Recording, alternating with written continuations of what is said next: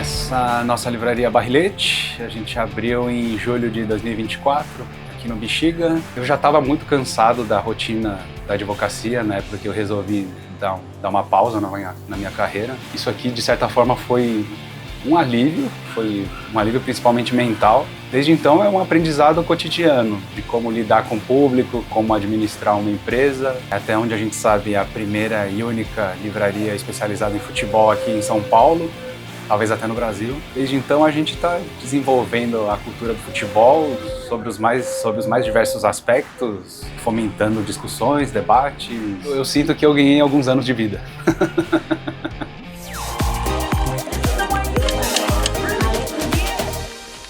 Olá, estamos começando mais um Histórias de Negócios. Sabe aquela vontade de largar tudo, aquela rotina estressante e começar um negócio movido pela paixão? Foi exatamente isso que o Carlos fez. Ele abriu uma livraria especializada em futebol. Eu sou um livreiro que gosta de futebol, gosta de frequentar jogos, gosta de arquibancada. Em 2021, a gente estava vivendo o auge da pandemia, a gente não podia mais viajar, a gente não podia mais frequentar estádio, não podia mais frequentar arquibancada. Em novembro, teve a final da Copa Libertadores da América em Montevidéu. O governo uruguaio anunciou que ia autorizar a entrada de estrangeiros no Uruguai para assistir a final da Copa Libertadores da América em Montevidéu. E em Montevidéu eu conheci uma livraria especializada em futebol. Na mesma viagem eu atravessei o Rio da Prata, fui para Buenos Aires. Lá eu conheci outras duas livrarias que também eram especializadas em futebol. Em Madrid eu conheci uma livraria também especializada em esportes, não era só futebol, era uma livraria esportiva. Em 22, 23 a gente percebeu que um movimento aqui em São Paulo de abertura de novas livrarias, pequenas, nichadas, especializadas em temas específicos. E aí em futebol não tinha, nem aqui nem no Brasil. Aí eu fomentei essa ideia, falei com o meu sócio, que é um amigo que eu tenho desde o primeiro ano da faculdade. Ele também topou essa ideia meio maluca e a gente resolveu abrir aqui. Mais do que livros, ele criou um ponto de encontro para os apaixonados pela bola. Mas, como empreender sempre tem seus desafios, ele precisou da ajuda do Sebrae também para poder superar esses obstáculos. Para falar sobre esse caso, eu estou aqui hoje com dois consultores do Sebrae. Obrigado, Cássia, pela participação. Agradeço também o convite, muito feliz em estar aqui. Obrigado. Obrigado, Nelson, pela participação aqui com a gente hoje. Muito obrigado, muito bom estar aqui com todos vocês. Cássia, para abrir a livraria Barrilete, o Carlos foi movido pela paixão. Mas a gente sabe que para administrar um negócio você precisa ter a razão, a racionalidade. Como é que faz para conciliar esses dois fatores? Emoção de um lado, razão do outro, e não deixar ser levado na hora das decisões pela paixão e aí decidir alguma coisa por impulso, fazer alguma escolha por impulso. Olha, a paixão é unir o útil ao agradável, né? A paixão ela até ajuda alguns comportamentos empreendedores, se manter sempre super atualizado, prezar pela qualidade máxima do produto ou serviço, fazer contatos, é ótimo, mas ela não é essencial. Gestão, sim. Porque o que traz lucro para o negócio é a paixão do cliente pelo seu produto, pelo seu serviço. Então o que a empresa precisa é ter os controles profissionalizados. Precisa ter a gestão implementada, a gestão financeira, a gestão de mercado, a gestão de estoque e analisar os números para tomar decisão com base nos dados. E assim evitar que a própria paixão passe por cima do desejo do cliente, ou evitar que a própria paixão faça com que os custos sejam muito maiores do que o faturamento. Então o empresário ele precisa estar de olho nos indicadores do negócio para poder tomar decisão com base sempre nos dados, que são mais seguros. Eu estou aprendendo na prática como funciona. Até a ajuda do Sebrae foi importante nisso para me dar alguns caminhos, alguns atalhos de como empreender, como fazer um negócio, fazer a roda do negócio girar. As maiores dificuldades são coisa do dia a dia, de negociar. Eu demorei para pegar essa coisa de controle de estoque, de controle financeiro. No dia que a gente alugou o ponto aqui, a gente foi se apresentar para o pessoal da Livraria Simples, que é aqui pertinho. Eles se tornaram grandes amigos nossos também. Aí eles meio que abriram nossos olhos para falar, ó, Uma livraria não é essa coisa bonitinha, que todo mundo elogia, que por um lado todo mundo acha bonito, mas pouca gente vem para efetivamente comprar. E aí eles que ajudaram também em abrir os olhos e falar um pouco do caminho das pedras. E a paixão pelo futebol fica um pouco alheia na administração aqui, até porque eu sou São Paulino, a livraria ela tem que abarcar todos os clubes. E aqui tem jogo às vezes do Corinthians, vem torcedor de São Paulo, do Palmeiras. Aqui a gente fez à noite até uma ação dessas 37 livrarias do mapa. A gente dia 23 de abril é o dia do livro. E aí a gente resolveu que ia fazer um evento noturno, todas as livrarias, várias livrarias da cidade também se organizaram para fazer eventos noturnos nesse dia. E dia 23 de abril também é o dia de São Jorge. São Jorge é o padroeiro do Corinthians, então aqui a gente fez a noite do Corinthians. Aí a gente chamou 4 autores de livros relacionados ao Corinthians, veio até o Juca Kfouri. Eles ficaram aqui, como num grande bate-papo aqui na nossa calçada, e veio gente, torcedor do Palmeiras, veio torcedor do São Paulo, veio torcedor de vários outros para ouvir os autores conversando sobre o Corinthians. E essa noite foi especial e a gente viu que dá para levar o futebol de maneira mais lúdica. Nelson, o Carlos abriu a Barrilete, que é uma livraria de nicho. Quais outros fatores que ele precisa considerar para investir num negócio de nicho? Então, a primeira coisa que ele tem que fazer é fazer um estudo de mercado, né? Entender se aquele nicho ele é de acordo com a necessidade, né? Porque que ele estava falando da caça, né? A paixão, né? Mas de repente a minha paixão é a paixão que o mercado está demandando. Posso correr um risco, né? Posso eu gostar, mas ninguém vai gostar. Quem vai comprar meu serviço ou meus produtos, né? Então ele tem que fazer uma pesquisa de mercado, ver a demanda, ver os custos que ele tem que fazer para abrir o negócio, ver o que ele tem de verba para capital de giro, porque quando estou abrindo um negócio, eu já não tenho um faturamento para equilibrar minhas despesas, né? Então eu tenho que ter uma reserva para controlar isso, eu tenho que medir, né? Ir medindo mês a mês e traçando melhorias, né? De acordo com o rumo que vai tomando a abertura do meu negócio, fazendo as correções necessárias, né? Como falou a Cássia, né? A gente tem a paixão por um negócio, mas a gente tem que ter a parte racional, porque é uma armadilha, às vezes, eu gostar de algo, né? Que no caso dele ele gosta de futebol, mas de repente ele pode estar numa região que o pessoal não aprecia muito leitura ou futebol, né? Como é que é o negócio dele? É um negócio online? O caso dele não é uma coisa física, né? E aí como é que ele se apresenta? Qual a experiência que ele vai trazer para o cliente, né? Então ele tem que analisar tudo isso, né? Como é que eu vou divulgar a minha empresa, meus controles financeiros. Ninguém gosta de fazer controle financeiro, né? Os empresários... eu pergunto para todos os empresários que eu faço consultoria, eu falo assim, eu tenho que ficar colocando naquela planilha, naquele software, as informações. Tem todo dia. Tem que fazer controle, ver quanto que entrou, quanto saiu, se eu posso contratar uma pessoa, se eu posso investir no estoque. Eu tenho que fazer esses controles. E ninguém gosta de fazer isso aí. Essa era a pergunta que eu ia te fazer, porque o Carlos, ele fala que a parte administrativa não é com ele. Ele não gosta nem de negociar com os fornecedores. E tem que saber conciliar isso, né? No caso dele, ele gosta de bater papo de futebol e vender os livros dele e tomar cerveja. Mas é isso, né? Num negócio. Só que aí, tá, isso todos os empresários, quem vende vestuário, também gosta, né? De falar de moda, de falar disso aí, mas tem essa parte burocrática, né? Administrativa, que tem que fazer esses controles. Se não fizer, grande risco de dar problema que nós temos hoje em dia, um alto índice de empresas fechando, né? É o fato de eu ser muito cru em relação à administração de uma empresa, que ela me fez abrir os olhos para alguns procedimentos que poderiam ser implementados para a racionalização de procedimentos aqui, que às vezes me consumia muito tempo no dia a dia, coisa de controle de estoque, controle financeiro, administração. E o Sebrae a gente sempre ouve, né, dos programas para ajudar o pequeno empresário. Cássia, o Carlos reconheceu que ele precisava de ajuda num determinado momento. Tem uma hora que o empreendedor precisa parar de apagar incêndio e procurar ajuda efetivamente, porque senão a coisa vai degringolar? Sem dúvida. Até porque se você for pensar na analogia, né, apagar incêndio, se está pegando fogo todo dia, alguma coisa não está certa. E o empreendedor, ele está sempre muito solitário. Acho que 98% dos empreendedores são eles sozinhos tomando a decisão e não deveria ser assim. Eles deveriam ter uma rede, buscar ajuda, contar com outras pessoas para ajudar nessas análises. Quando que o empreendedor sabe que ele precisa procurar ajuda?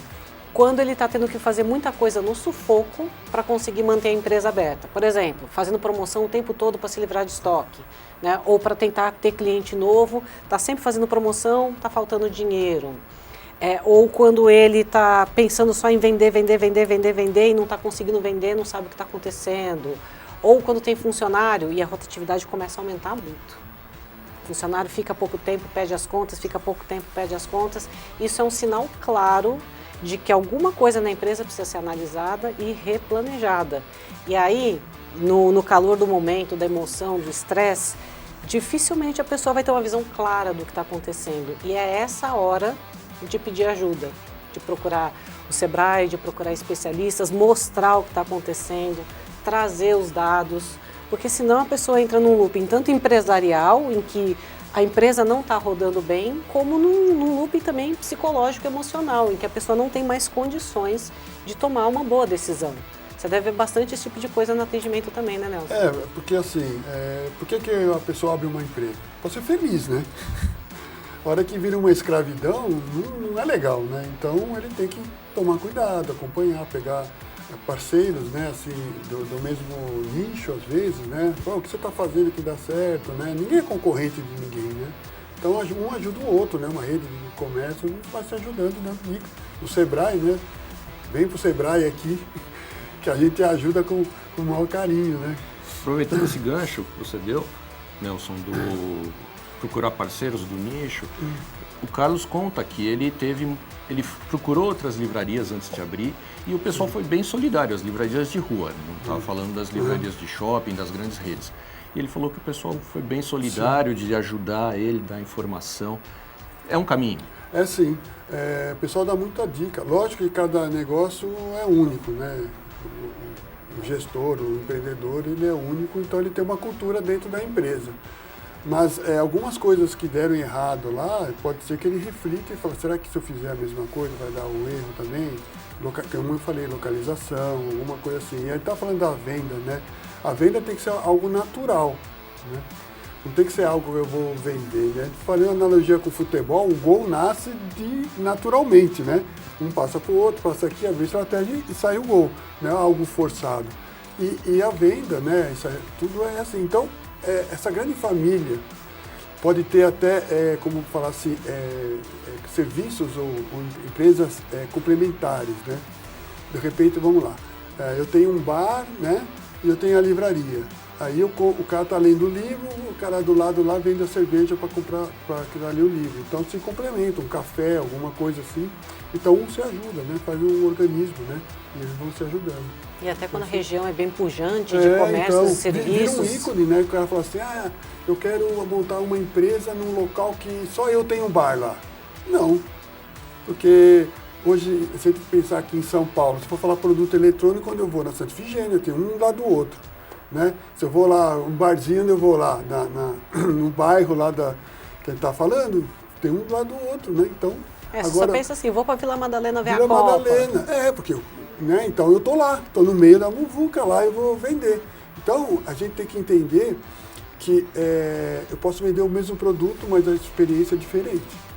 Né? E isso que vai fazer a diferença de eu vender mais, de eu ter sucesso ou não no meu negócio. Eu não tenho que pensar, eu vendo caneca, vou vender caneca também, então não tem problema. Não, mas como é que eu atendo o cliente, como é que eu faço o pós-venda, né? O que eu passo de informação para eles, né? Então isso é importante, ainda mais quando a gente fala de local de bairro, né? Bar de bairro, livraria de bairro, essas coisas aí, que o pessoal quer diferenciação. Eu não quero algo tipo commodity, que chego lá, compro aquilo, vira as costas e vou embora. Então, grandes pessoas querem falar sobre futebol, né? Agora que estamos na época da Copa, mais ainda, né? Álbum de figurinha, de repente pode ser um local para trocar figurinha, né? Muito da molecada que mora aqui perto, elas tinham, não sei se receio de entrar aqui. Aí quando eu botei as figurinhas na vitrine, aí elas começaram a entrar para comprar figurinha, aí elas trocam de figurinha comigo também. E agora, com o período da Copa do Mundo, de 4 em 4 anos, a gente sempre vê esse movimento de muito lançamento. Ficção, não ficção, biografias, livros sobre a história da Copa do Mundo. Existe um movimento de pessoas procurando esses lançamentos. E aqui também a gente vai transmitir os jogos, a gente tem uma televisão, a gente pretende passar o máximo de jogos possível, então eu acho que as pessoas vão vir aqui assistir. A pessoa vem curiosa pelos livros. Às vezes não na intenção de comprar livro. Aí ela começa a beber cerveja, aí bebe uma, bebe duas, começa a ficar alegrinha, aí ela se empolga e começa a comprar livro. Aqui eu vendo mais cerveja do que livro. Essa experiência o Carlos ele conseguiu levá-la para Barrilete, porque ele falou que ele vende até mais cerveja do que livro lá, porque ele já fez eventos em dia de jogo, vem gente de torcidas diferentes. Essa coisa da experiência é fundamental hoje em qualquer negócio, não é? É fundamental porque assim, a gente hoje vive com a cara em alguma tela. O e-commerce cresce muito, é uma oportunidade maravilhosa de negócio. Livro por livro, as pessoas podem comprar da casa delas com um clique de botão. Está disponível em todos os lugares, vários idiomas, várias versões, vários preços e vai escolher o mais barato. Agora, o que está difícil construir hoje em dia e que ele teve muito sucesso em construir é o senso de comunitário. É você ter um lugar onde você pega algo que você gosta, no caso futebol, você vai encontrar com um monte de gente que gosta de futebol para falar de futebol durante horas, pessoas mais técnicas, mais apaixonadas, discutir escalação, falar de melhores jogadores da história. Esse clima, esse ambiente, essa comunidade é muito difícil construir, precisa de muita técnica aliada à paixão. Só que é o que mais tem valor hoje em dia. É o que mais as pessoas estão buscando, conexão humana, pertencimento, estar junto presencialmente, porque as telas elas estão tirando um pouco desse convívio, dessa conversa, desse bate-papo que é tão valioso para as pessoas, né? Então ele teve uma sacada muito boa e muito bem implementada. Bom, e agora eu deixo aqui para a gente ir já para o encerramento, os dois. Qual é a grande lição que o case da Livraria Barrilete deixa para quem está pensando em investir num negócio movido pela paixão, mas também precisa ter lucro, precisa ganhar dinheiro, porque senão não vai sobreviver.